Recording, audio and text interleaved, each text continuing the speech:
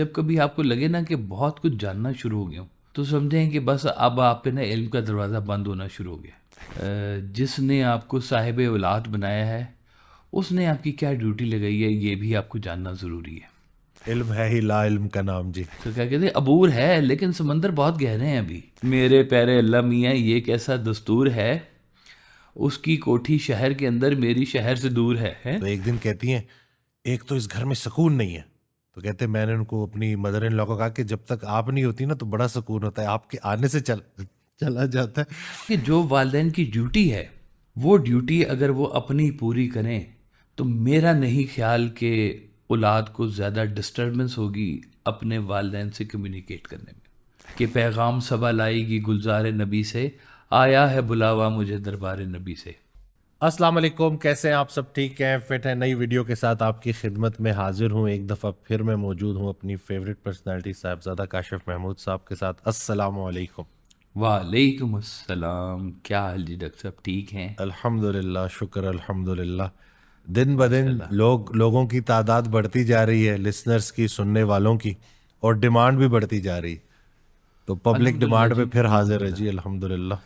नहीं, बल्कि हम ना, मैं सोच रहा हूँ इस मौजू के ऊपर कि हमें ना एक, अब डायरेक्ट लोगों से इंटरेक्ट करने के लिए एक वेबिनार करना चाहिए, ताकि जो सवाल आते हैं ना, मतलब एक जैसे कोई भी एक टॉपिक डिज़ाइन कर लें, ताकि उस टॉपिक के ऊपर लोगों के जो सवालात हैं वो हम उनको लाइव एड्रेस कर सकें उनको। बिल्कुल क्या ठीक है। ख्याल है जी हाँ, आपकी? बहुत ज़रूरी है जी। और लोगों की ज़रूरत भी है क्योंकि लोग काफ़ी परेशान हैं और ज़ाती सवालात लेके फिर रहे होते हैं। वो अगर हाँ। टाइम पे जवाब मिल जाए ना तो ज़िंदगी में बड़ी आसानी आ जाती। और तो बाज़ ऐसा अवत करेंगे किसी जी एक का इंशाल्लाह। सवाल होता है और कई लोगों का सवाल होता है जो बिल्कुल ज़ुबान तक नहीं आ सकता, और लिख के अल्हम्दुलिल्लाह, हमें वो बिल्कुल उसी ऐसे ही। वक्त लाइव भेज दें, बोल के भेजना चाहें, ताकि कोई फ्रूटफुल कोई बात हो, लोगों से डायरेक्ट इंटरेक्शन हो।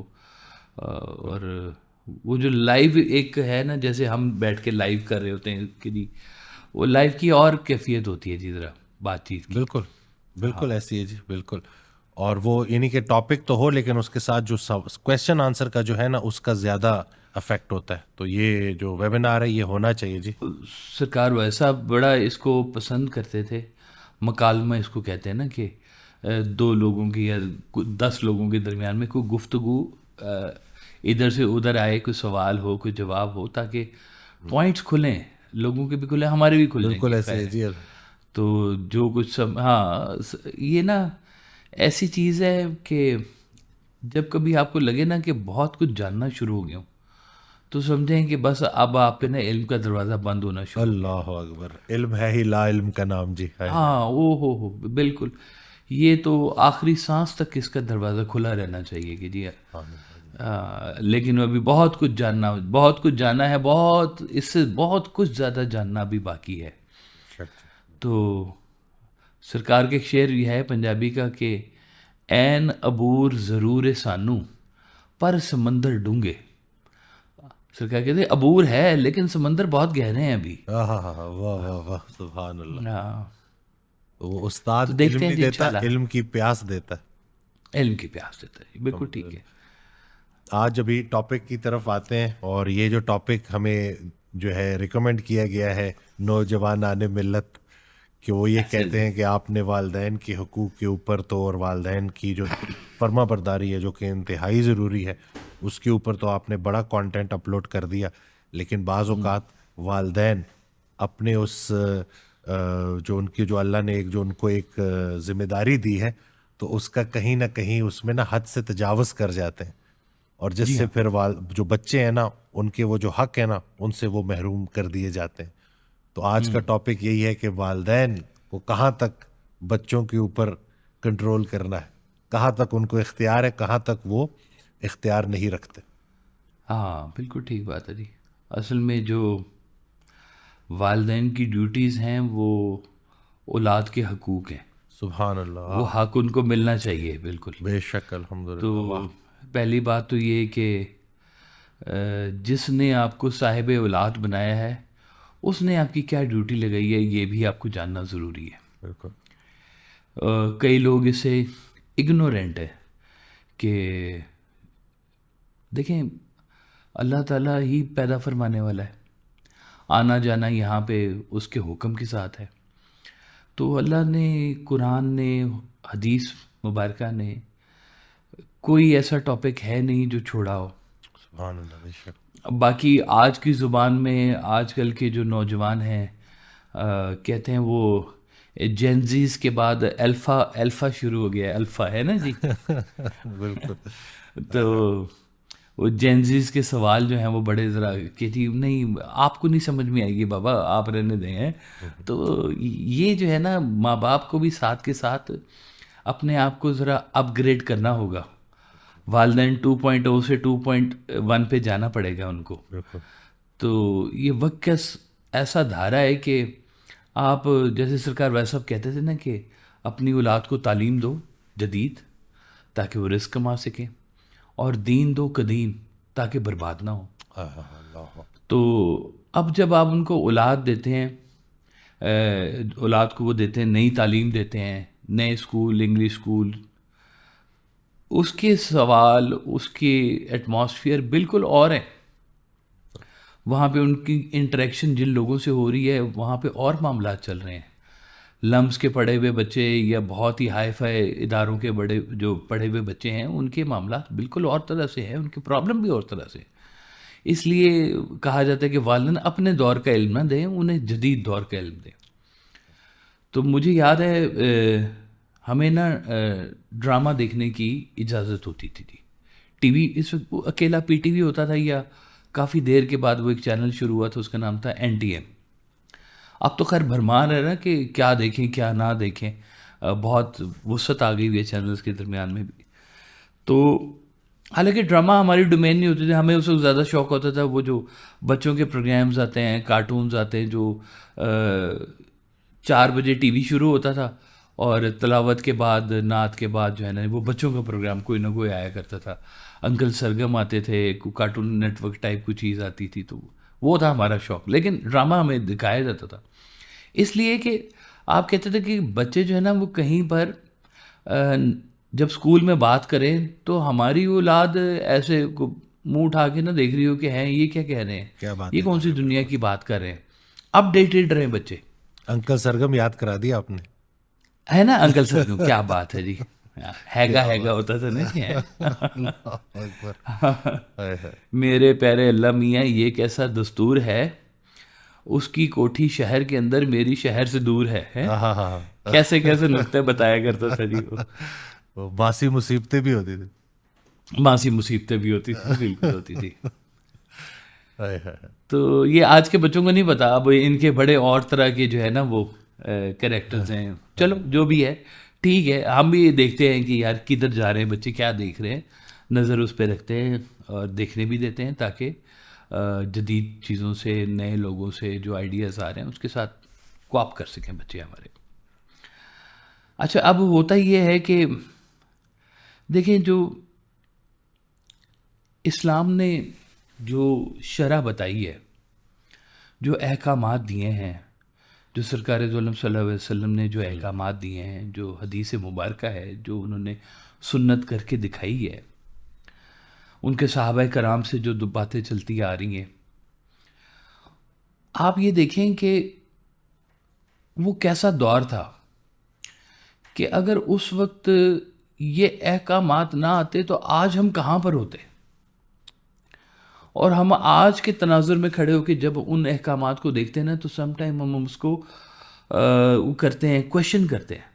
मतलब जैसे सबसे बड़ा क्वेश्चन ख़वातीन का होता है कि जी जो इस्लाम 4 शादियों की इजाज़त देता है जी, मैं तो उस इस्लाम को ही नहीं मानती।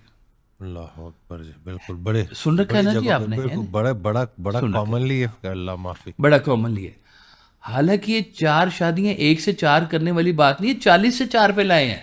अल्लाह अकबर, बिल्कुल। वो अगर उस दौर में जाके देखें तो उस दौर में जाके देखें तो वो 25-30 शादियां तो बड़ी कॉमनली बात हुआ करती थी। बल्कि जो ज़्यादा अमीर होता था वो उसकी अमारत का एक ये भी होता था कि इसकी कितनी बीवी हैं। तो वो इस्लाम ने उस, ताकि वो ख़वातीन के राइट्स जो हैं डिस्ट्रॉय ना हों, और वो बिल्कुल बेयारो मददगार ना रहें, इस्लाम ने माशरे में उसको इज्जत किसी मिले, उन्हें इज्जतदार इज्जत जिंदगी मिले, गुजार उसको सके। एक तादाद के अंदर लेके आया है। और ये तादाद फीजेबल उस वक्त कहलाती थी कि यार लोगों ने शुरू में बड़ा इसके ऊपर एतराज़ किया कि जनाब वो सिर्फ 4। हाय हाय। मेरे ना कुछ वो इंडोनेशिया से एक आया वो काफ़िला आया, वहाँ के मशाइख थे। तो एक मीटिंग हुई मेरी उनके साथ, तो उन्होंने कहा कि जी हमने यहाँ के सारे श्राइन्स और सब मशाइख हजरात ये वो हमने सब विज़िट किए हैं, everything is fine, but I have a very serious question for you. मैं कहा जी प्लीज़ आस्क। कहते हैं कि why do you have only one wife? हाय हाय। ये अब उन्हें क्या बताएं कि यहाँ पे एक एक भी कितनी भारी है ना जी। बिल्कुल जी, वो बिल्कुल ऐसे ही है जी। ये एट योर ओन रिस्क जी, At your- very at your तो ओन अब रिस्क वो जी। वहां पर वो कहते किसी वो साहब एक मेरे साथ बैठे थे, उन्होंने कहा we are very much loyal to one one lady. उन्होंने कहा लॉयल्टी की क्या बात है, आप 4 के साथ भी लॉयल हो सकते हैं, अल्लाह ने डोमेन रखी हुई है आपके लिए इतनी। तो ये जो बातें उस वक्त हुई है ना, ये हमें ना पूरी इसकी एक जर्नी को भी साथ में नज़र में रखना चाहिए कि अगर फ़र्ज़ किया उस वक्त 4 की इजाज़त ना होती तो आज का माशरा हमारा कहाँ खड़ा होता।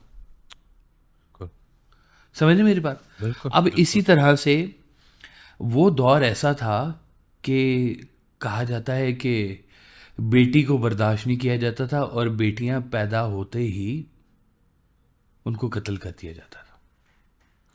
और सिर्फ बेटियां ही नहीं, बल्कि वो मूर्तियों के आगे चढ़ावे के तौर पर खून की बलि देने के लिए बेटों को भी ज़बह कर दिया जाता था। अब वहाँ पे जब ऐसा माहौल एक चल रहा था और वो जहालत का दौर जिसको हम कहते हैं, अगर वहाँ पर कुछ सिस्टम को डेवलप ना किया गया होता तो आज हमारा माशरा किस जंगली सतह पर होता, आप उसको इमेजिन कर सकते हैं। बिल्कुल कि ये दौर का जदीद एटमॉस्फेयर हो और हालात वो वाले हों तो हम पता नहीं क्या तबाही मचा चुके होते अब तक यहाँ पर। तो वो सब चीज़ों को एक दायरे में समेटने के लिए, एक माशरा कायम करने के लिए, खूबसूरत माशरा, मुतवाज़न माशरा कायम करने के लिए अल्लाह ताला ने ये शरीयत हम पर लागू फरमाई। वरना वो सती हो जाती थी औरत कि मियाँ फौत हुए तो उसी आग के बीच में बीवी को भी जला दो। हाय हाय। तो वो तो अब देखें कि क्या सूरत हाल बनती हो। तो इस्लाम इतना खूबसूरत है कि इसने हर चीज़ को जो है ना एक बड़ी खूबसूरत शेप दी है। सुभान और अल्लाह, बेशक। इसको इसमें औलादों के लिए अगर आज बेटियों की इज़्ज़त अफजाइयाँ हैं तो इस्लाम की वजह से है। आज अगर हम बेटों को ओन करते हैं तो ये भी इस्लाम की वजह से है, और उनकी तरबियत पे काम करते हैं तो ये भी इस्लाम की मेहरबानी है। आज पहले तो दौर अब देखे ना तो वहाँ पर ताकत बड़ा होती थी। हज़रत यूसुफ़ अलैहिस्सलाम की जो बरादरान थे वो आपस में कुश्तियाँ करते थे। तो हज़रत याकूब अलैहिस्सलाम ने फरमाया कि देखो ये समझते हैं कि ताकत से हमें जो है ना वो मिल जाएगी, नबूवत मिल जाएगी, या ताकत से मैं पहले नंबर पे आ जाऊँगा कि कौन ज़ोर वाला है। ये जो यहूदा वाला सारा जो दौर था जी है, तो कहते थे ये ऐसे तो नहीं होता, ये ताकत वाली बात ही नहीं है, ये तो कोई और मेहरबानी होती है। तो इन सब चीज़ों को हमने बड़ा गौर से देखना होता है कि ये कैसे माशरे की डेवलपमेंट हो रही है, और आज के माशरे में रहते हुए वो जो अहकामात हैं वो हमारे लिए कितने फ्रूटफुल हैं और हमारी सोसाइटी के लिए कितना बेनिफिशियल है वो चीज़ें सारी। कुरान पाक में आया है, और ये हुक्म आया डायरेक्ट वालिदैन के लिए कि अपनी औलाद की परवरिश और तरबियत का एहतमाम करो। डायरेक्ट हुक्म, कोई इसके अंदर दो राय नहीं है कि बच्चा जब माँ की कोख में आ जाता है तो वहाँ से उसकी नरिशमेंट शुरू हो जाती है जी। और जब वो दुनिया में आता है तो उसके फूड का, उसकी तरबियत का, उसके मामलात का ख्याल रखना वालिदैन की जिम्मेदारी है और औलाद के हक में शामिल है। यानी कि औलाद का ये हक है कि उसकी बेहतर परवरिश की जाए, उसकी बेहतर नरिशमेंट की जाए, उसकी तरबियत बेहतर की जाए। तो जो मैंने कहा ना कि जो वालिदैन की ड्यूटी है, वो ड्यूटी अगर वो अपनी पूरी करें तो मेरा नहीं ख्याल कि औलाद को ज़्यादा डिस्टर्बेंस होगी अपने वालिदैन से कम्युनिकेट करने में। हमारा जो सबसे बड़ा मसला ये आ रहा है आज के दौर का कि औलाद का सबसे बड़ा क्वेश्चन पता है क्या है कि हमारे पेरेंट्स हमें समझ नहीं रहे, हमारे पेरेंट्स हमारी सुन नहीं रहे। एकदम से ना वो हुक्म सा नाजिल हो जाता है अब्बा हुजूर की तरफ से, और ये हुक्म वो दीनी हुक्म नहीं है। दीनी हुक्म हो तो बहुत अच्छा है कि भाई सुबह उठो नमाज पढ़नी है, तो ये हुक्म अच्छा है, इसको कोई औलाद निगेट नहीं करेगी, चाहे ची करे चाहे चूं करे। बिल्कुल सही है, बिल्कुल ठीक है। अब ये उसकी परवरिश है, उस परवरिश में उठाना भी है और ख़ुद भी नमाज पढ़ना है। यानी कि ये दो बातें हैं कि देखें, आप जैसा बन रहे हैं आपसे एक माशरा तख्लीक हो रहा है। एक आपसे, एक बीज में कितने दरख्त हैं और एक दरख्त में कितने बीज हैं, और कहानी जो है ना वो कहाँ से कहाँ जा रही है जी। समझ रहे बात को कि एक अच्छा इंसान, एक अच्छा माशरा जो है वो कहाँ से शुरू हो रहा है और कहाँ तक वो जा रहा है जी। तो जब आप अच्छे हैं, आपसे मामलात अच्छे हो रहे हैं, आप औलाद के लिए, अब वही इंसान होता है जो शादी से पहले कवारा नौजवान जो होता है जी, शादी हुई अब वो मियाँ बन गया, उसकी प्रमोशन हो गई ड्यूटी की, लाइफ की, कि अब वो बीवी के साथ मियाँ खड़ा हुआ है, ड्यूटी बदल गई। और जैसे ही वो वालिद बना तो अब ड्यूटी दोनों की बदल गई। वो पहले सिर्फ बीवी थी, अब माँ भी है, और वो पहले सिर्फ शौहर था, अब अब्बा जी भी हैं वो। ठीक है ना जी ये बात। अब जब ये इन दोनों की ड्यूटी बदली है तो वो ड्यूटी जो है वो बहुत ज़रूरी समझनी चाहिए, इसको ड्यूटी समझ के भी करना चाहिए। आपके यहाँ बच्चे पैदा हो गए तो कोई इसमें आपने कोई कमाल किया? कोई कमाल नहीं है आपका। जाएं उन वालिदैन से जाकर पूछ के आएँ जो मज़ारों की और दरबारों की मन्नतें मांगते फिरते हैं और बुज़ुर्गों के पास जाते हैं कि या अल्लाह हमें औलाद दे दे, रो रो के गिड़गिड़ा के दुआएं करते हैं, और औलाद होना मुश्किल हुआ पड़ा होता है और मामलात ख़राब हुए पड़े हुए होते हैं, मेडिकली जो भी रीजंस हों, कई दफ़ा मेडिकली भी क्लियर होते हैं और औलाद नहीं हो रही होती। बिल्कुल ऐसे ही। तो इसका मतलब है औलाद आपका शोभा नहीं है, औलाद देना मालिक की मेहरबानी है। अपने ऊपर इस मेहरबानी को समझें कि ये दिस इज नॉट योर्स, ये आपके नहीं है, ये अल्लाह के भेजे हुए हैं और आपने इनकी खिदमत करनी है, इनकी अच्छी नरिशमेंट करनी है, क्योंकि ये आपके अल्लाह का हुक्म है। अब जब तक आप बीच में से ये अल्लाह रखेंगे ना, आपको बात समझ आती रहेगी। जहां पे आप खुद बैठना शुरू हो जाएंगे ना कि I am the creator of this, तो वो बात फिर जो है ना वो सारी खराब हो जाएगी। मुझे याद है एक दफ़ा ना वो महफिल में अशफाक साहब ने कहा सरकार से कि जी वो औलाद जो है ना कहना नहीं मानती जी। आपने कहा अशफाक साहब आप राइटर हैं, प्रोड्यूसर हैं, आपने बताना है कि प्रोडक्शन कैसी है आपकी, आपकी प्रोडक्शन कैसी है, जवाब आप दें, मुझसे मत पूछें। आपने अपनी प्रोडक्शन की खुद हिफाजत करनी है। और जब तक आप इस ड्यूटी को बिल्कुल होल हार्टेडली, वालिदैन समझते हैं कि शायद हमने बच्चे पैदा कर दिए बस बहुत हो गया, खाना खिला दिया 3 टाइम का बस बहुत हो गया, छत दे दिए बस बहुत हो गया, स्कूल की फीस दे दी बस बहुत हो गया। तो ये जहाँ जहाँ पर आपको लग रहा है ना कि ये आपने फ़राइज़ पूरे करते हैं, अब्बा जी कहते हैं भाई मैं तुम्हारे बिल देता हूँ, मैं तुम्हारे घर का किराया देता हूँ, मैं बच्चों की फ़ीसें देता हूँ, आने जाने का उनका एहतमाम किया हुआ है, isn't it enough? No, that's not enough. इसके साथ वालिद की एक ड्यूटी, वो सरकार कहते हैं प्रोफेस्ड ड्यूटी है ये। और जहां पर आपकी ड्यूटियों में आप वो ड्यूटी नहीं कर रहे हैं तो आप उस ड्यूटी में खुद ही हायल हैं। अब जैसे डॉक्टर है, डॉक्टर की क्या ड्यूटी है जी? आप मरीज का ध्यान रखिए, और जहां पर वो मरीज को एक पैसा काटने वाली मशीन समझ लेगा, वहां पे वो उसकी ड्यूटी गलत होगी। वो अपनी ड्यूटी के बीच में खुद हायल हो गया। बिल्कुल सही। जहां पे एक मशाइख है, उसका काम है लोगों की जो गिरहें अंदर बन रही हैं सवालात की, उन गुत्थियों को सुलझाए, उनके लिए मनफियत बख्श बने, उनके को काम आए। यही उनके बुजुर्गों का तरीका है। और वो वहाँ पर मुरीद ज़बा कर कर के तो वो अपने महल्लात बनाना शुरू कर दें और जायदादें बनाना शुरू कर दें, तो वो उस शोबे के बीच में खुद रुकावट है। बेशक बेशक। उस्ताद रुकावट है सबसे बड़ा। उस्ताद कैसे रुकावट है? सरकार फरमाते थे कि जो उस्ताद बच्चों से इल्म का शौक छीन लेना, वो उस रास्ते की रुकावट है। अल्लाह अकबर। हाय हाय हाय। ओहो। एक दिन हम वो जा रहे हैं ना, तो ये टायर की दुकान थी, तो अक्सर आपने देखा होगा वहाँ पे छोटे छोटे बच्चे भी साथ में ना, और छोटे पाना ले आई हैं, छोटे और फलां चीज़ पेचकस फड़ावन, वो छोटे छोटे बच्चे होते हैं वहाँ पे साथ, चाइल्ड लेबर जिसको हम बोलते हैं। तो सरकार ने कहा इसमें से आधे से ज़्यादा बच्चे उस्ताद की मार की वजह से भागे हैं। बिल्कुल। तो ये उस्ताद अपने शोबे में जो उसकी ड्यूटी है, उस ड्यूटी के बीच में खुद ही रुकावट बना हुआ है।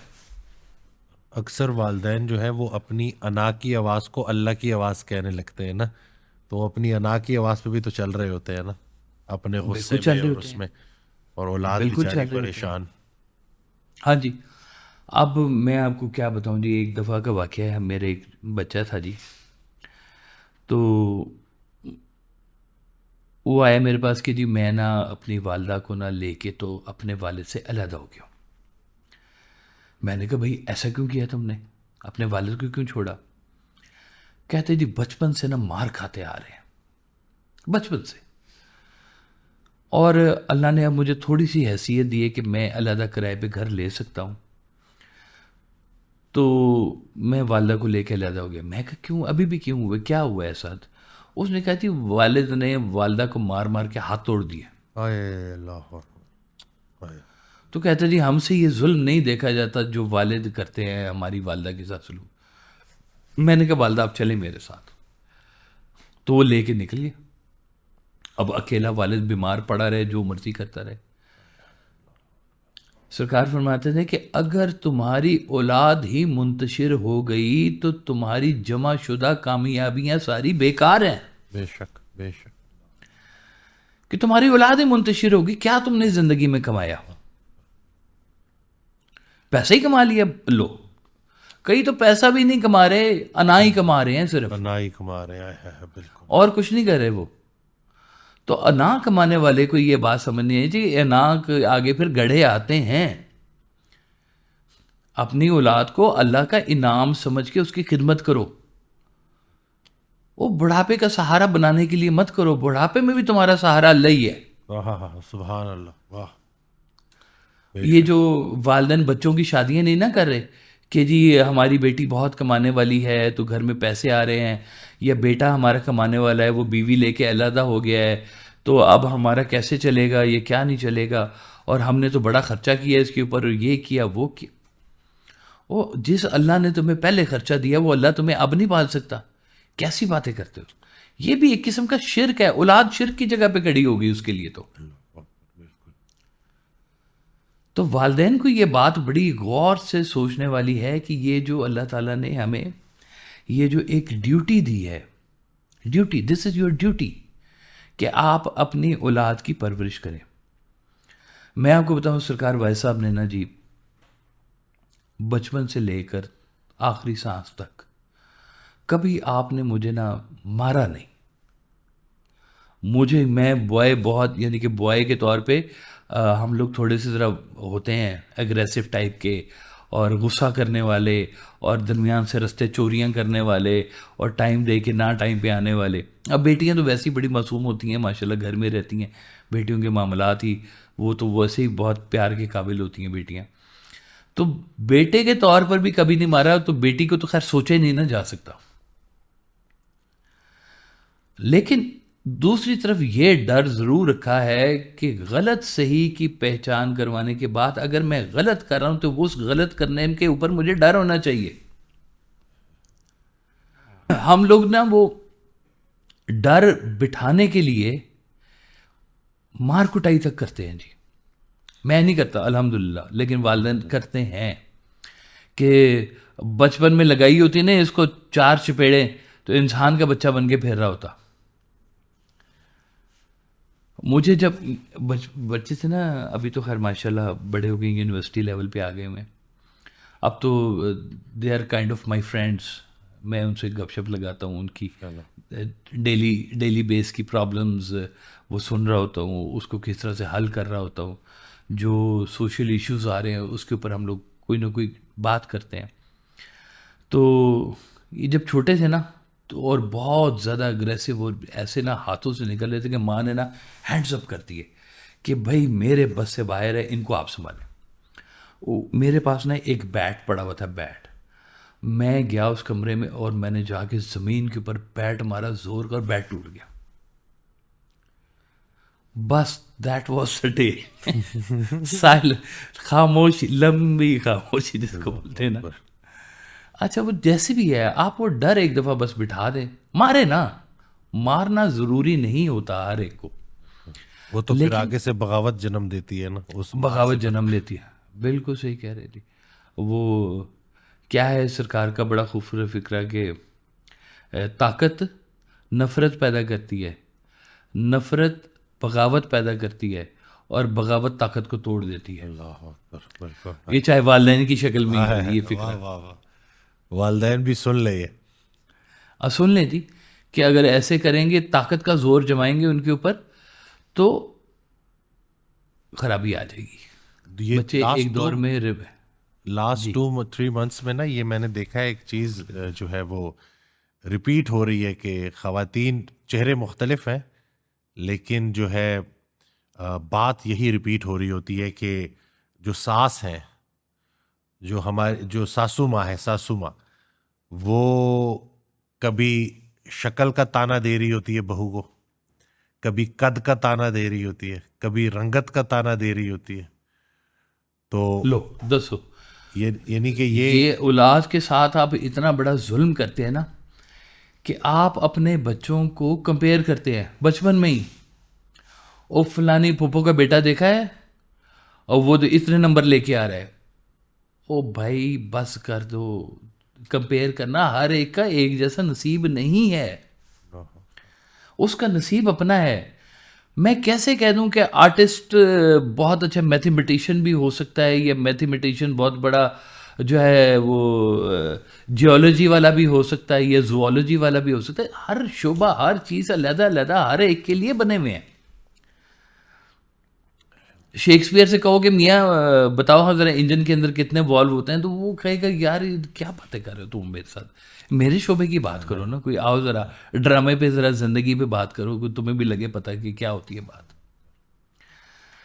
तो आप बच्चों को, जो आप उनके साथ पहला जुल्म जो करते हैं ना, कि जैसे उनकी होश आती है ना, उनको या तो आपस में कंपेयर करते हैं, आपस में कि बड़े को देखो, छोटे को देखो, वो कितना कमा रहा है, और वो फलाने को देखो वो क्या कर रहा है, और तुम देखो ज़रा वो पतला है, बॉडी शेमिंग करेंगे उसकी, और किसी तरह से उसको जो है ना वो मेंटली तौर पे जलील करेंगे।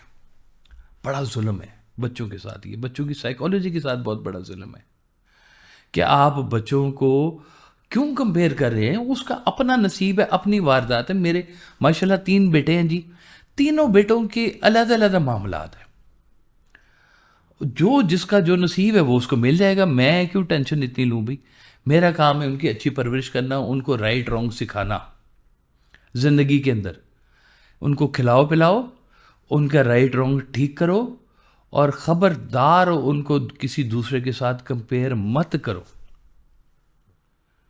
ये जो है अक्सर शादी के बाद ना, जो अगर बेटे के ऊपर ना माँ का बड़ा जो है ना वो इन्फ्लुएंस होता है, बेटे के लिए, माँ के लिए तो बेटे का चेहरा वैसे भी अल्लाह का जलवा होता है, लेकिन जब उसकी ज़िंदगी में एक औरत आ जाती है बीवी बनकर, तो वो जो माँ जो है, जब वो यानी कि बीइंग अ सास ना, तो मेरा सवाल कुछ थोड़ा सख्त भी हो जाएगा, तो वो ना बहुत ज़्यादा इंटरफेरेंस करती हैं, बहुत ज़्यादा वो बेटे की लाइफ में, और ये बड़ा कॉमन है, जिससे उस बेटे की अज़दवाजी ज़िंदगी तबाह होके रह जाती है, और जो बच्ची अपना घर छोड़ के आई होती है उसको वो सुकून नहीं मिलता, और ये बड़ा कॉमन है।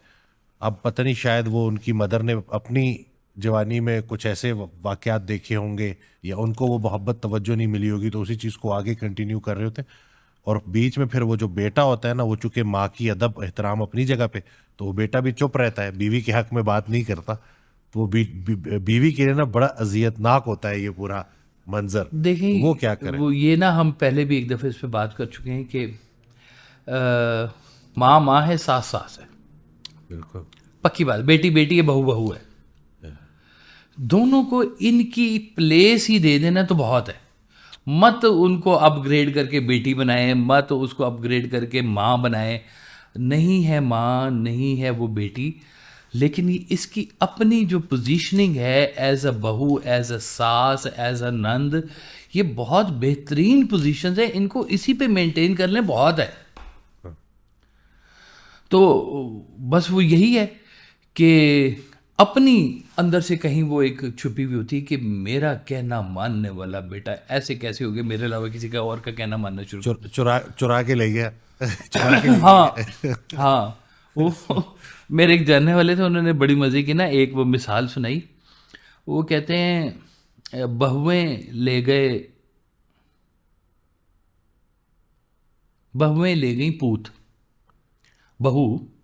बहुएं ले गई पूत, बेटियां ले गए भूत, हम बैठे ऊत के ऊत। क्यों आखिर में तो यही बात है ना कि ये, हाँ, और अंडरस्टैंड करना चाहिए पेरेंट्स को भी ना कि अब वो आपका बेटा बेसिकली किसी का हस्बैंड बनना है, और ये वही हस्बैंड है जो आपको अपने लिए चाहिए था कभी। गौर करें ना, आपको अगर फर्ज करें जिंदगी में वो मकाम नहीं मिला, तो आप बढ़ के नहीं उसको। अब वो आप बढ़ नहीं रहे, आप बदले ले रहे हैं बेसिकली। तो कहाँ प्रॉब्लम क्या होगी? अपने नफ्स की प्रॉब्लम होगी, अपने नफ्स की। और ये बहुत ही बड़ी प्रॉब्लम है अपने। देखें, ये ना एक दिन की बात नहीं है डॉक्टर साहब कि शादी हुई है तो एकदम से सारा कुछ सिनेरियो बदल गया है। उस पूरे सिनेरियो से पहले एक पूरी दास्तान है औलाद की माँ के साथ, और ये उस तरबियत का हिस्सा है कि माँ अपने बेटे को सिखाए कि how to handle your wife. उसको तुमने अच्छे से कैसे रखना है। जो मेरे मियाँ ने मुझे रखा है या मेरे मियाँ ने मुझे नहीं रखा, तुम जरूर रखना। अगर आपको अच्छी सास नहीं मिली, आप अच्छी सास बन के दिखा दें। बिल्कुल सही। आपको अच्छी ननद नहीं मिली, आप अच्छी ननद बन के दिखा दें। तो वो ना अभी पिछले दिनों में स्काई वाट्सएप के एक इवेंट हो रहा था, तो उसमें वो मैंने एक वाक़या सुनाया कि एक खातून ने पूछा कि जी ये मर्दों के लिए तो बड़ा आसान है कि वो बाहर निकलते हैं। स्काई वाट्सएप ने अपनी किताबों में अक्सर ना बाबों का जिक्र किया हुआ है कि मैं डिप्रेशन के दौर में था, मुझे एक बाबा मिला, और फिर वो 10 साल बाद फिर वही बाबा मिला, लेकिन ये वो वाला बाबा नहीं था। आपको चलते चलते कोई सरे राह मिल जाता है, यूं ही कोई मिल गया था सरे राह चलते चलते है। तो खातून ने कहा जी मर्दों के लिए तो ये बड़ी आसान है रूहानियत, कि उनको चलते चलते कोई बाबा मिल जाता है, कोई अल्लाह वाला मिल जाता है, तो उनके वाक़यात बदल जाते हैं। ये जो ख़वातीन घर में होती हैं, ये कैसे जो है वो अपने उस रूहानी सफ़र को जारी रख सकती हैं? तो आपने फरमाया इनके लिए तो बहुत ज़्यादा आसानी है कि ये जो नापसंदीदा है उस चीज़ को पसंद करना शुरू कर दें, इनको घर में रूहानियत मिलनी शुरू हो जाएगी। आपको खाना पसंद नहीं है बनाना, खाना मोहब्बत से बना दें, आपको रूहानियत मिलना शुरू हो जाएगी। आपको सास पसंद नहीं है, आप मोहब्बत से उससे गुजारा करना शुरू कर दें, आपको घर में रूहानियत मिल जाएगी। आपकी ननंद, आपके इधर उधर के रिलेशनिंग जो हैं, जो कहीं ख़राब हुए पड़े हुए हैं, उनको मोहब्बत के साथ गुजारा करना शुरू कर दें। शादियां 2 भी होती हैं लोगों की, अगर वो दो ही एक दूसरे को बर्दाश्त कर लें तो आधी से ज़्यादा रूहानियत तो इसके बीच में पड़ी है। वाह वाह वाह वाह वाह। तो मैंने देखा जब मैंने ये बात की ना तो कुछ ख़वातीन ना मुस्कुराना शुरू हो गई। मैं कहा इसका मतलब है कईयों को रूहानियत नहीं चाहिए, नहीं वो घर पे चाहिए चाहिए उस दिन भी हमें अपनी अथॉरिटी चाहिए बस। उस दिन भी एक खातून की कॉल आई, कहती हैं कि वो मेरी सासू माँ हमारे साथ नहीं रहती, तो वो जब भी आ जाती है ना तो निज़ाम आलम धर्म भरम हो जाता है ना। तो एक दिन कहती हैं एक तो इस घर में सुकून नहीं है। तो कहते मैंने उनको अपनी मदर इन लॉ को कहा कि जब तक आप नहीं होती ना तो बड़ा सुकून होता है, आपके आने से चला जाता है। तो मैंने कहा सारी बातें बोलनी नहीं होती, अब आपने ना अपने लिए फड्डा जो है क्रिएट कर दिया है। वो फिर हजरत का फिक्र है ना कि या अल्लाह सच बोलने की तौफीक दे या चुप रहने का हौसला दे।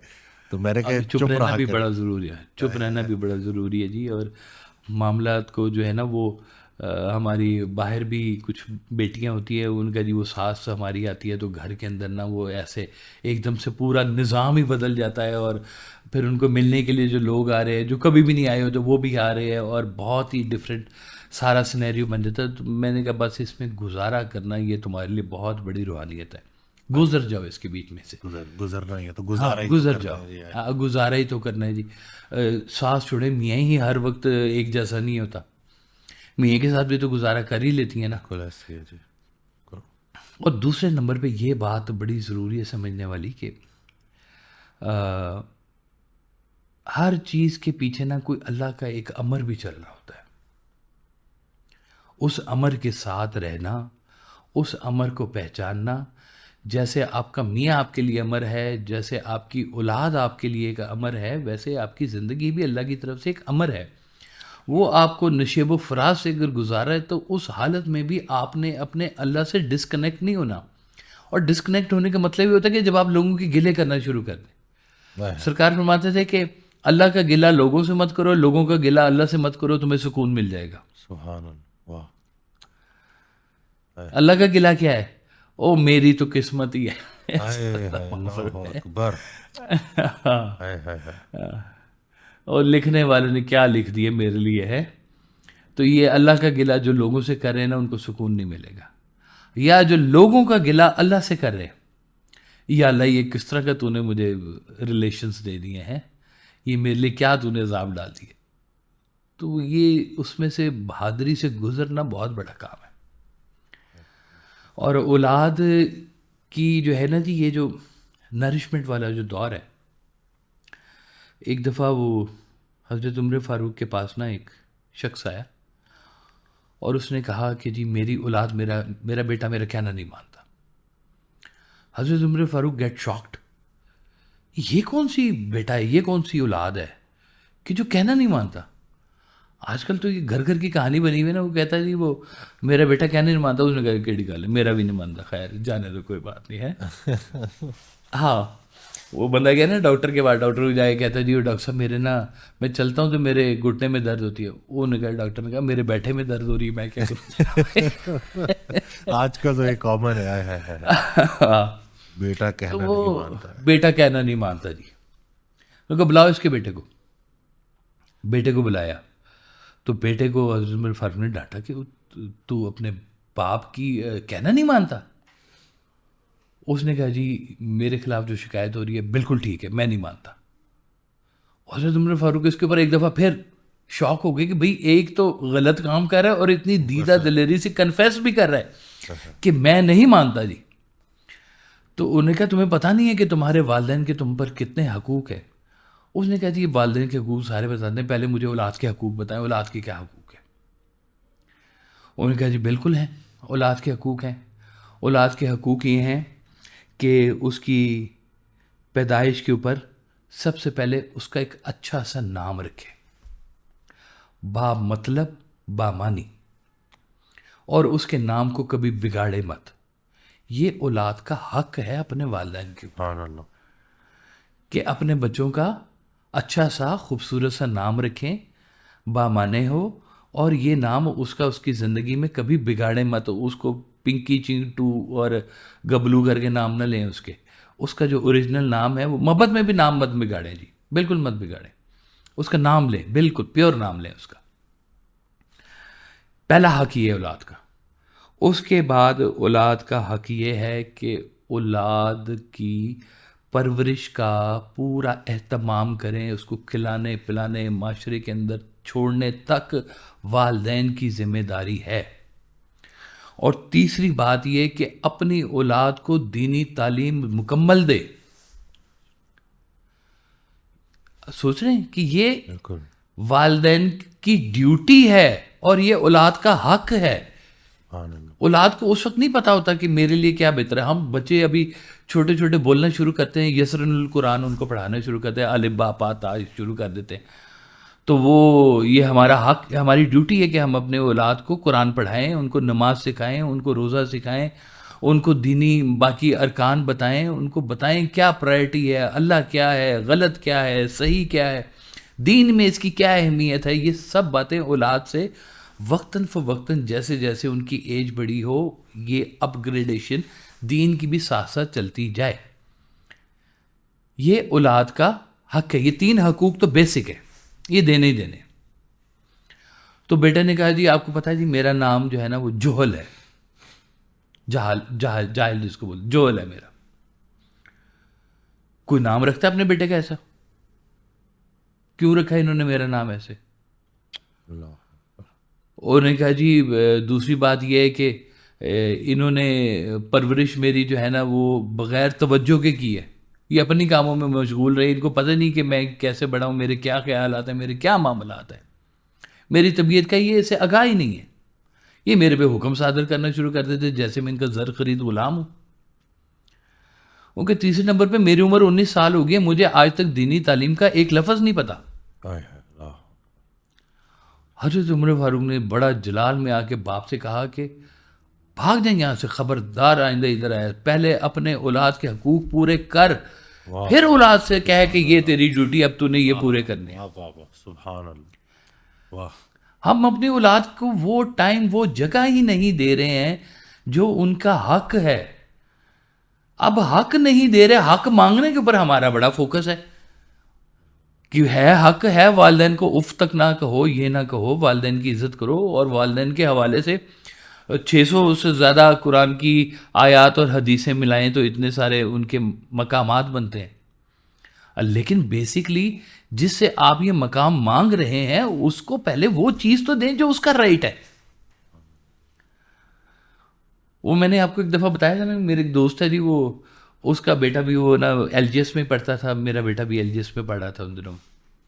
तो मैंने कहा अच्छा यार वो एक ही स्कूल में, तेरा बेटा कौन सी क्लास में है? तो उसने कहा जी मेरे ख्याल है 6ठी में या 7वीं में। तो मैंने कहा यार कैसी बात है, कहता ख्याल का क्या मतलब हुआ, तो छठी छठी होती, 7वीं तुझे पता ही नहीं। कहता है जी बात सुने, मैं जब घर वापस आता हूँ ना रात को तो बच्चे सो रहे होते हैं, और जब मैं सुबह उठा हूँ बच्चे स्कूल चले गए होते हैं। मेरी तो वीकेंड पे कभी कभी मुलाकात होती है, मुझे कहाँ से इतना याद है। तो मैं क्या परवरिश कहते हैं माँ कर रही है, बिल्कुल बड़ी ज़बरदस्त परवरिश कर रही है। मैं क्या माँ अपना हिस्सा पूरा कर रही है, बाप वाला हिस्सा वो पूरा नहीं कर सकती। बाप का शऊर बाप का है, माँ का शऊर माँ का है। माँ बाप वाली जगह पर मजबूरी में कहीं खड़ी हो जाए तब भी वो पूरा बाप नहीं बन सकती। ये बात बड़ी सोचने वाली है। बाप जितना भी शफीक हो जाए, माँ की रिप्लेसमेंट नहीं है। माँ ही है। और ये जी मैं आई8 क्लिनिक में था, तो एक डॉक्टर साहब आए तो कहते हैं कि आपकी टाइमिंग्स बड़ी वियर्ड हैं, 11 बजे आ जाना और 5 बजे उठ के चले जाना। तो मैंने कहा कि क्यों, फैमिली को टाइम नहीं देना होता? तो जोर का कहका लगाया डॉक्टर साहब ने और कहते हैं कि डॉक्टर्स किधर फैमिली को टाइम देते हैं। क्या बात है। एग्जैक्टली बिल्कुल सही कह रहे हैं। उन्होंने ना बड़ा अपने उसको डिफेंड किया, तो मैं बड़ा हैरान हुआ कि भाई अगर आप बच्चों को स्कूल नहीं छोड़ रहे हो, उनके साथ आप इंटरेक्ट नहीं कर रहे हो, उनके साथ वो एक दोस्ती की तरह उनको लेके नहीं चल रहे हो ताकि वो आपसे बात शेयर करें, तो फिर मतलब बराए नाम ही हुआ ना सब कुछ। मत अपने गिर्द इतना बड़ा वो बनाए दीवार कि बच्चों का आप तक पहुंचना मुश्किल हो जाए। आप बनाएंगे ना, कल को बच्चे भी छोटे छोटे किले घर के अंदर बना लेंगे, खुफिया वारदातें करेंगे, आपको पता ही नहीं चलेगा। वो बना लेंगे ज़बरदस्त किस्म का। आपको बच्चों को तो ऐसे, आप 4 दिन उसको अब्बा जी कहें ना बेटे को, तो चौथे दिन वो अब्बा जी बन के आ जाएगा। ऐसी कमाल की बात होती है वो। बिल्कुल ऐसे। हाय हाय अल्लाह अकबर। तो बच्चों की शिकायत ही ये हमारी बात समझ ही नहीं रहे हैं। सरकार वाले साहब को क्या खूबसूरत फिक्र है कि हम अपनी औलाद को बहुत कुछ समझाना चाहते हैं और वो नहीं समझते। हमारी औलाद हमें बहुत कुछ समझाना चाहती है और हम हम नहीं नहीं समझते। समझते हैं। इसलिए कि हम इस दौर के साथ वो उसकी जो खराबियां हैं, खूबियां हैं, उनके साथ हम कोऑप नहीं कर रहे हैं, अपग्रेड नहीं कर रहे हैं अपने आप को, उन चीज़ों के साथ चल नहीं रहे हैं। मैं अपने बच्चों से कहता था, मैं क्या तुम्हारा अब्बा फुल अपग्रेडेड है ध्यान से, मुझे हर बात का इधर उधर बिल्कुल पता होता है, मैं गलत सही सारा जानता हूँ। मैं क्या इसलिए कि सिर्फ तुम भी मेरे बच्चे नहीं हो, मेरे पास एक दुनिया आती है बात करने के लिए। मैं बिल्कुल इजी नहीं लेना अब्बा को तुमने। तो मैं कि बात हम समझते हैं तुम्हारी, जो तुम समझाना चाह रहे हो। बच्चों के साथ डिस्कशन करें, बात करें, खोले वारदात करें उनके साथ कोई। मैं अब आपको ना अपनी जवानी का किस्सा बताता हूँ। बता ही देना चाहिए, कोई बात नहीं, बताया हुआ पहले भी, कि मैं ना वो बी कॉम का दौर था। अभी बी कॉम में शायद मैं नया नया जा रहा था या छुट्टियां थी, कुछ ऐसे था। तो सरकार ने मेरी ड्यूटी लगा दी कि मेरी बहन थी 10th 9th ऐसे करके ना, तो स्कूल की ड्यूटी लगा दी कि तुमने बहनों को स्कूल से लेके आना है। छोड़ने की नहीं थी क्योंकि सुबह सुबह बहुत उठना पड़ता था, तो मेरी छुट्टियां थी, मैं सुबह नहीं उठता था। तो आपने कहा कि छुट्टी टाइम पे ना तुमने जाना है बहनों को लेने के लिए। तो मैंने अपनी ड्यूटी लगा ली। मैंने वो बहन को बता दिया कि इस दरख्त के आसपास मेरी गाड़ी खड़ी होगी, तुमने बस स्कूल से निकलना है तो यहाँ आ जाना है, मैंने गेट पे नहीं जाना। तो बहनें आ जाती थी वहाँ पर। तो कुछ दिन अभी गुजरे तो ना मेरे वो जो पीटी सेल नहीं होता था नंबर वाला, ऐसे डायल, उस पर आ गई कॉल एक लड़की की। उसने कहा जी मैं आपको देखती हूँ, आप रोज़ आते हैं वहाँ पे, तो मैंने आपसे बात करनी है। मैं कहा भाई पहले कौन हो तुम, तारफ़ बताओ, क्या तुम मेरी बहन की सहेली हो? उसने कहा जी मैंने आपकी बहन के साथ दोस्ती इसलिए की कि आपसे बात कर सकूं, नंबर लिया मैंने उससे। अच्छा जी, अब वो अंधा के चाहे दो आंखें हैं, फ्री में जनाब एक वो बात करने वाली मिल गई, लड़की मिल गई। तो लड़कों के लिए बड़ी अट्रैक्शन लड़की से बात। उस दौर में ये बहुत बड़ा वैसे ना एक वो क्राइम ही होता था कि लड़की से बात हो रही है। बहुत बड़ा। और बिल्कुल। इंसान ना वो एक यूं कहना चाहिए जैसे जंगी हालात नहीं होते और बड़ी इमरजेंसी कि छुपा के फ़ोन करना है, पता ना चल जाए, और अब वो घर से बाहर गए हैं तो फिर फ़ोन करना है, और एक ही बेल पे फ़ोन उठा लेना फ़ोन को गद्दियों के नीचे छुपा के रखना है, बेल के पास किसी और। बड़े मामलात होते थे। तो इतने ख़तरनाक खेल के बीच में ना मैंने उससे बातचीत करना शुरू कर दी। एक दिन उसने मुझे कहा कि मुझे ना आपकी तस्वीर चाहिए। मैंने कहा भाई खबरदार, ना कोई तस्वीर ना कोई ख़त, मैं इस तरह का कोई प्रूफ नहीं छोड़ना चाहता। बिल्कुल ये बात जो है ना वो हमारे यहाँ अलाउड नहीं है, मैं बिल्कुल नहीं दूंगा कोई तस्वीर तुम्हें। तो उसने कहा होनी चाहिए तस्वीर, तस्वीर का क्या है, ये फेसबुक वाला दौर ही नहीं था कि भाई तस्वीर वहाँ से उतार लो ये कुछ कर लो है, जैसे आप और हम बातें करते हैं। तो वो मैंने उसे मना कर दिया। एक दिन मैं घर आया तो मैं जिधर जिधर जाऊं सरकार की नज़रें ना मुझे फॉलो करें। मैंने ना फील कर लिया कि कोई ना भाई काशिफ मियाँ गड़बड़ हो गई ज़बरदस्त किस्म की। आज मैं फॉलोड हो रहा हूँ कि मैं जा रहा हूँ तो सरकार मुझे ऐसे देख रहे हैं, मैं आ रहा हूँ तो मुझे ऐसे देख रहे हैं। मैंने कहा लो भाई आज कोई ना तबाही होने वाली है। और वही हुआ। दोपहर के खाने पे बैठे ना, तो आपने कहा कि खाने के बाद ज़रा ऑफिस में आके मुझसे मुलाकात करना। मैं कहा जी ठीक। अब वो इसका मतलब था कि वो जैसे किसी चोर से कहने कि आओ तुम्हें ड्राइंग रूम की सैर करें। मेरे लिए ऐसी हालात बन गए। मैंने कहा जी लो आज तो ना कोई बड़ा ही कोई तबाही फिरने वाली, और मैं सोचूं कि पता नहीं क्या बात पता चली है मेरी, ऐसा कौन सा गलत काम मेरा है। मैं अंदर गया ना तो मुझे आपने जाते ही पूछा ये तुमने तस्वीर किसको देनी है। तो मेरे ना वो कान खड़े हो गए। भाई रिसेंट वाकया था, बिल्कुल ताज़ा, एक दिन पहले का। तस्वीर मांगी थी और मैंने इनकार भी किया था। तो मैंने सरकार से कहा, मैंने कहा जी मैंने तस्वीर मुझसे मांगी गई है पर मैंने तस्वीर देनी नहीं है, मैंने मना कर दिया है। कहते हैं उस बेवकूफ़ लड़की से बात नहीं करनी तुमने। मैं कहा जी ठीक।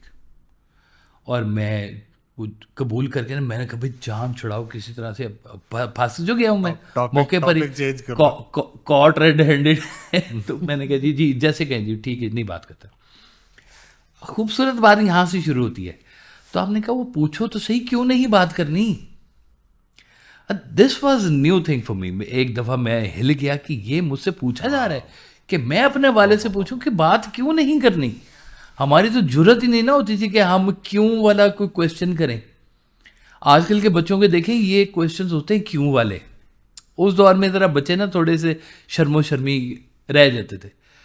तो मैं बड़ा खुश हुआ ये बात सुन के कि आपने मुझे इजाज़त दी। तो मैंने पूछा, मैंने कहा थी क्यों बात नहीं करनी। कहते हैं जो बेवकूफ़ लड़की तुम में और तुम्हारे बाप की आवाज़ में फ़र्क ना महसूस कर सके उससे तुमने क्या बात कर। वो पता चला आधा घंटा सरकार से फ़ोन पे बातें करती थी।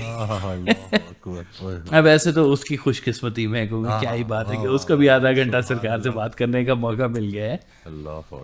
तो लेकिन उससे अगली बात फिर आपने कहा कि देखो एक वक्त आएगा जब तुम यूनिवर्सिटी में जाओगे और यूनिवर्सिटी में को एजुकेशन होती है, वहाँ पे लड़कियाँ भी होंगी लड़के भी होंगे और they will be your friends. वो फ्रेंड्स तुम्हारे घर आएंगे और हम घर का ना नया सोफ़ा लेंगे, नया ड्राइंग रूम सेट करेंगे उनके आने का इस्तकबाल के लिए कि तुम काशिफ के दोस्त आ रहे हैं, लड़के लड़कियाँ मिल के तो घर आ रहे हैं। तो मुझे वो पिक्चर इतनी खूबसूरत लगी, उसके अंदर खूबसूरती मुझे ये लगी कि चोरी नहीं है। वाह वाह वाह मैं चोरी कर रहा था टेलीफोन पे वाह वाह वाह सुभान अल्लाह वाह। और मेरे अंदर वो गिल्ट भी था कि मैं चोरी कर रहा हूँ, ये सरकार से छुपा के जो कर रहा हूँ मैं चोरी कर रहा हूँ बेसिकली। तो मुझे इसके अंदर सबसे खूबसूरत बात लगी कि ये ही सारी बातें तो हम चाहते हैं कि लड़कियों से बातें हो हमारी, और तो ये तो सरकार कह रही है कि वो तुम्हारे दोस्त होंगे तुम्हारे घर आएंगे। तो मैं बड़ा खुश हुआ जी इस पिक्चर के ऊपर ना। तो वो जो बात ज़बरदस्ती थी वो लॉजिक से मुझे समझा के मुझे कन्विंस कर लिया आपने। सुभान अल्लाह वाह। तो ये जो आज की जो औलाद है ना, ये इसका ये हक है कि वालिदैन इनसे इनकी राय पूछें, इनको इन्वॉल्व करें, उनके मसाइल पूछें। आज की औलाद के बड़े गहरे और टेढ़े मसाइल हैं डॉक्टर साहब। और अब फ़र्ज़ करें जैसे जैसे दौर चल रहे हैं, कोई घर में आके कह दे जी मेरा एक बॉयफ्रेंड है, लड़की आके कह दे, ये लड़की लड़का आके कह दे कि मेरी गर्लफ्रेंड है, ये गर्लफ्रेंड ही आके कह दे कि मेरी गर्लफ्रेंड है। तो ये भी तो हालात चल रहे हैं ना आज के, आप देख ही रहे हैं सारे, पता नहीं क्या क्या मामलात चल रहे हैं। कितनी मुश्किल है ये सारी बातें इस्लाम के लिए और दीन के लिए। तो अब्बा जी के पास तो इसका लॉजिकल कोई जवाब ही नहीं है, हराम। एक बेटी का मुझे फ़ोन आया, उसने कहा कि जी मैं कहीं पढ़ाती हूँ तो मेरी वहाँ पर ना वो एक और है वो भी पढ़ाते, मेरी उनसे सलामदा हो गई है। मैं बहुत डरती हूँ कि मैं अपने वालिदैन को बताऊँगी तो मुझसे गुस्सा करेंगे कि तुम इसलिए पढ़ाने जाती हो कि तुम अपने लिए मियाँ ढूंढती फिर रही हो। हालांकि ये एक नेचुरल फिनोमिना है डॉक्टर साहब। उनके पेरेंट्स ने भी कभी शादी की होगी, सब अरेंज मैरिजेस नहीं होती हैं, लव मैरिजेस भी होती हैं, यहीं पर ही होती हैं। और ये जो निकाह से पहले ये जो पूछना है कि कबूल है का मतलब होता है कि मैंने इस एक्सेप्ट किया ओपनली इस रिश्ते को। 3 दफ़ा लड़की से पूछा जाता है, 3 दफ़ा लड़के से पूछा जाता है। तो जब आप इतना ओपनली सब बातों को कर रहे हैं तो उसकी चॉइस को पूछना, उसकी पसंद को पूछना, ये औलाद का राइट है। मत थोपे उसके पास डिफरेंट चीज़ें। एक बेटे ने कह दिया जी मैं पसंद करती हूँ, उन्होंने कहा वो लड़का ठीक नहीं, खबरदार तेरी शादी नहीं हमने करनी उधर, और एक और लड़के से पकड़ के शादी कर दी उसकी। पहली रात को लड़की ने अपने मियाँ को कह दे खबरदार मुझे तुमने टच नहीं करना, मैं किसी और की अमानत हूँ। अब बताएं क्या रह गया उसी रिलेशन के बीच में। अगले दिन वो लड़का लेके आ गया वापस, उसने कहा जी पकड़े अपनी बेटी, ये तो मेरे साथ चलना ही नहीं चाह रही, आपने इसकी शादी की क्यों है। उस दिन भी और फिर उसकी लड़के से शादी करनी पड़ गई उनकी। उस दिन भी एक खातून आई तो आप बड़ी माशाल्लाह पढ़ी लिखी और बड़ी अच्छी जॉब पे, तो एक नौजवान ने आके उनके ऑफिस में ना, बड़ा अच्छा पढ़ा लिखा लड़का, नफीस अच्छा इंसान कहते हैं, बड़ा कैरेक्टर का, तो उसने आके कहा कि मैं रिश्ते की प्रपोज किया। तो कहती है मैंने उनको कहा कि आप मुझसे क्या बात करें, आप मेरे घर में बात करें ना, जो इज्जतदार जो तरीके से, प्रॉपर वे है जी, proper हाँ way है। बिल्कुल ठीक है। वो अपनी फैमिली को ले गया। वो घर गया है तो लड़की के बाप को जब पता चला है कि ये वो ऑफिस में काम करता है, तो वो कैरेक्टर असैसिनेशन, अपने ही बाप ने अपनी बेटी को कि तूने उधर इश्क में शूकियाँ चलाई हुई हैं, तुझे मैंने इसलिए पढ़ाया था, तुझे मैंने जॉब करने की इजाज़त इसलिए दी कि तुम उधर अपनी जो है यारियाँ दोस्तियाँ कर रहे हो। हालांकि वो खातून कहती हैं कि मैंने उनको कहा कि आप घर जाके बात करें, और जिद में आके अब बाप जो है अपनी पसंद से कहीं पे भी कोई थोड़ा पढ़ा लिखा बंदा है उससे उसकी शादी कर रहे हैं अपनी बेटी की, सिर्फ जिद में आके, और अपना ही बाप अपनी बेटी के ऊपर इल्ज़ामात लगा रहा है। तो ये मुआशरा पता नहीं किस तरफ जा रहा है जी। मैं कहता हूँ जी, शादी पसंद की होती नहीं है, शादी पसंद की ही होनी चाहिए। दो बातें हैं, सरकार ने कहा या जो पसंद है उसे हासिल कर लो, या जो हासिल है उसे पसंद कर लो, तुम्हें सुकून मिल जाएगा। सुभान तो अगर अब्बा जी ने कोई रिकमेंड किया है, मैं फिर बात करूँगी, रिकमेंडेशन कर सकता है, फोर्स नहीं कर सकता। फोर्स अब्बा, नहीं कर सकता, बिल्कुल ऐसे ही, बिल्कुल। इस्लाम के अंदर इसकी कोई गुंजाइश नहीं, ये औलाद का राइट है, उनको उनका राइट दें। एक तो पहले बड़े मसाइल हैं कि जनाब दिल टूट रहे हैं धड़ाधड़ ऊपर नीचे, कि मैंने पसंद किया था वो मुझे छोड़ गया, तो वो मुझे छोड़ गई। पहले एक तो यही मसाइल बड़े चल रहे हैं, ऊपर से अगर कोई मिल ही जाए और सीरियस नोट के ऊपर अगर कोई बात होना शुरू हो जाए, शादी के मसाइल शुरू हो जाए, तो सबसे बड़ी जो है वो जहाद तो घर से शुरू करना पड़ता है। बिल्कुल ऐसे ही है ना जी, कि जी अब अब्बा जी को कैसे बताएंगे या अम्मा जी को कैसे बताएंगे कि जी हमें फलानी लड़की पसंद है। ये लड़की के लिए बहुत मुश्किल है कि वो अपने पेरेंट्स को कैसे बताए कि मुझे कोई लड़का पसंद आ गया। क्या गुनाह है? क्या इस्लाम ने मना फरमाया हुआ है? बिल्कुल नहीं, इस्लाम में तो तो ये बिल्कुल बात समझें कि जब तक आप सिर्फ ड्यूटी करें, अल्लाह मियाँ मत बने, अल्लाह के अहकामात को फॉलो करें, जो उसने कहा हुआ है उसको फॉलो करें, पढ़ लें, सिर्फ हमसे ना सुने, पढ़ भी लें कि कुरान क्या कहता है, हदीस क्या कहती है, उलमा हजरात क्या कहते हैं, मशाइख ने क्या क्या बात की हुई है इसके ऊपर। थोड़ा सा अपनी नज़र को वसी करें, खोलें अपने आप को, मत करें इस तरह की जो है वो अपनी औलाद के साथ ज़्यादतियाँ। ये ज़्यादतियाँ कल को किस शक्ल में निकलती हैं ये एहसास नहीं लोग कर सकते। आप भी करते हैं डॉक्टर साहब, मैं भी दिन रात, हमारा भी यही काम है कि खलकत खुदा दादा आ रही है और इस तरह के बेशुमार मसाइल के अंदर जो है ना वो गिरफ्तार है। वो कहती मेरे माँ बाप ने शादी कर दी, मेरे से वो पहला भूलता ही नहीं है। अब बताएं जी, अब मैं उसके वालिद को ये कसूरवार ठहराऊं कि तुमने अपनी बेटी की ज़िंदगी तबाह कर दी है, वो साइको पेशेंट बन गई और डिप्रेशन का शिकार हुई पड़ी हुई है, औलाद और अपने शौहर के होते हुए भी। अब हम उसको समझाएंगे, इसको हासिल को पसंद करो, अपनी यादाश्तों को ठीक करो, और भाई थोड़ा सा अल्लाह का नाम लो, और कोई नसीब भी, कोई भाई नसीब तो पहले दिन से शुरू हुआ हुआ है, नसीब तो आपका। देखें जैसे कहते हैं ना कि अल्लाह राज़िक है जी, बेशक अल्लाह राज़िक है, हर एक का राज़िक है। अल्लाह ताला ने हर एक का रिस्क यहाँ पे भेज दिया हुआ है। अगर यही सिर्फ बात है तो ज़ख़ीरा करने वालों को क्यों कहा गया है कि ज़ख़ीरा अंदोज़ों को भेजा जाएगा जहन्नम के बीच में? अल्लाह अकबर। कोई तो बात है ना डॉक्टर साहब इसके बीच में, राज़िक अल्लाह है तो ज़ख़ीरा अंदोज़ों को क्यों फिर मना किया गया हुआ है?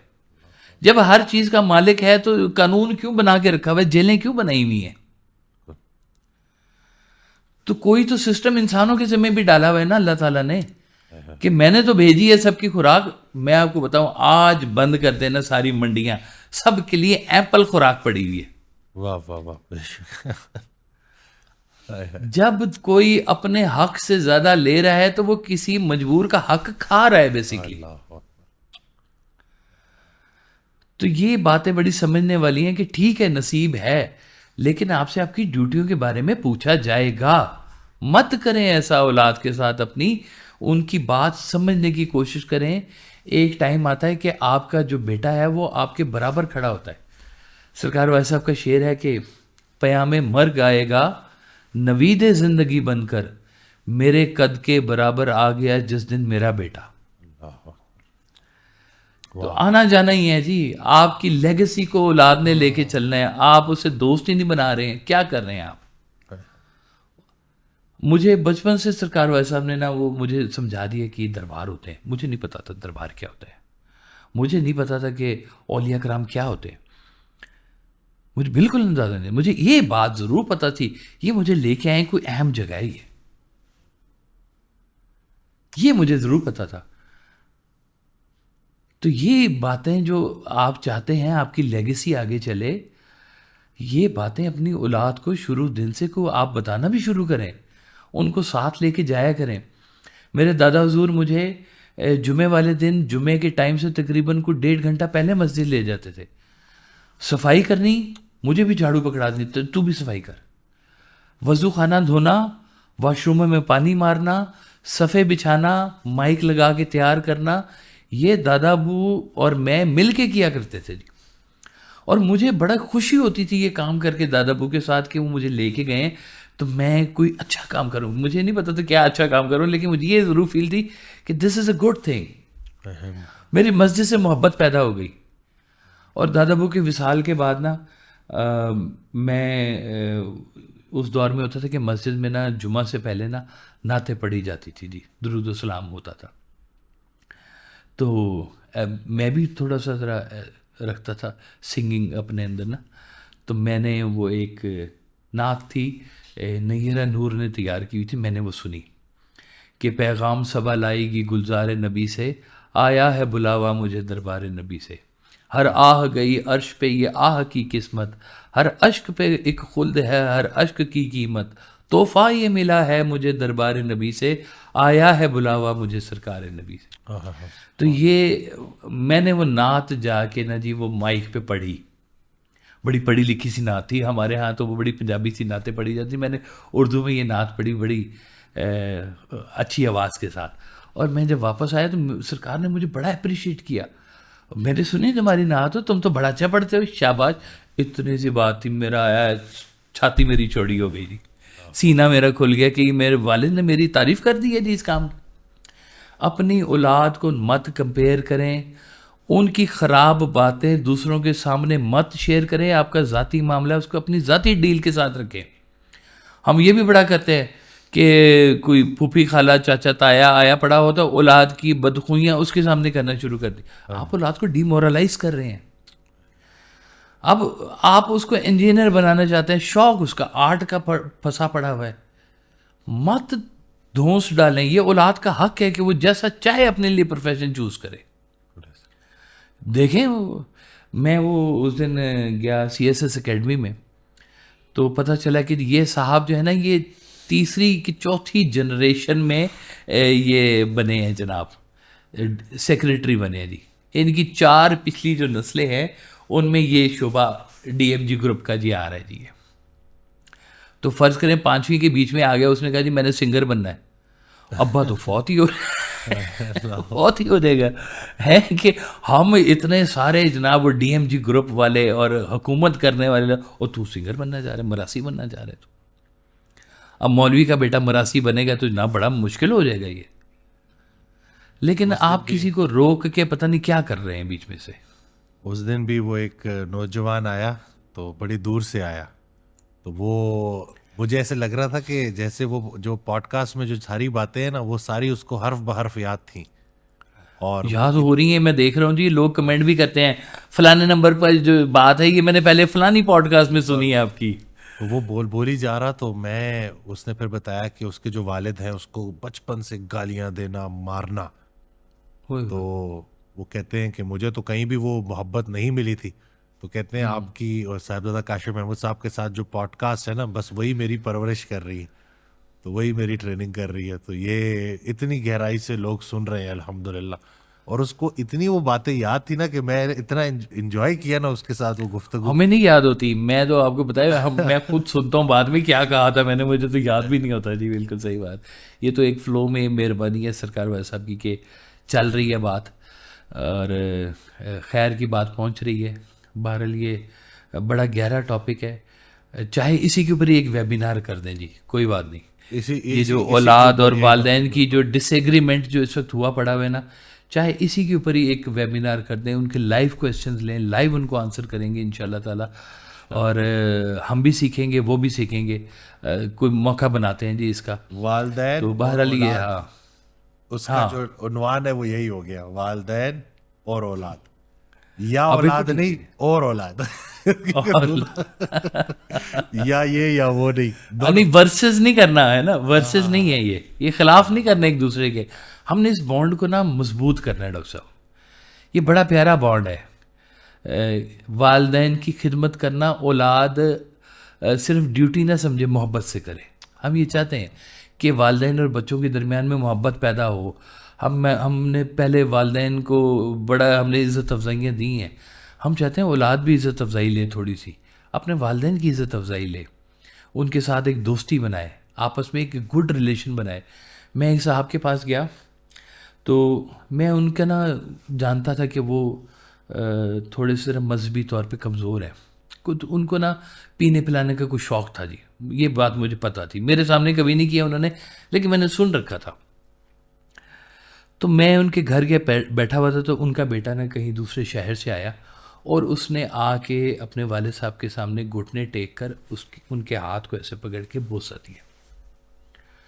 मैं बड़ा हैरान हुआ कि वालिद साहब नेकियां तो कर कोई नहीं रहे हैं पीछे से, ये क्या बात है कि औलाद इतनी मुअद्दब, कि इतनी मोहब्बत के साथ बैठ के तो आगे झुक के तो वालिद के हाथ को पकड़ के बोसा दिया, वालिद ने सर के ऊपर हाथ फेरा। कितनी खूबसूरत मंजर आप देखें, लग रहा है कि वो शौक़ से। तो मैंने उनसे पूछा, मैंने कहा जी माशाल्लाह जी बड़ी मुअद्दब औलाद है और मुझे देख के ना बहुत खुशी हुई है। तो उन्होंने कहा आपको सही बताऊं, किसी की दुआ लग गई है कि ये जो है ना हमारा मोहब्बत का रिलेशन आपस में बन गया है। सुभान अल्लाह, वाह वाह वाह। तो बस ऐसी तरबियत करें कि औलाद आपकी ग़ुलाम ना बने, आपके साथ मोहब्बत करे। ऐसी ऐसी तरबियत उनकी कर जाएं कि कल को वो आपको बुरे अल्फाज में याद ना करे।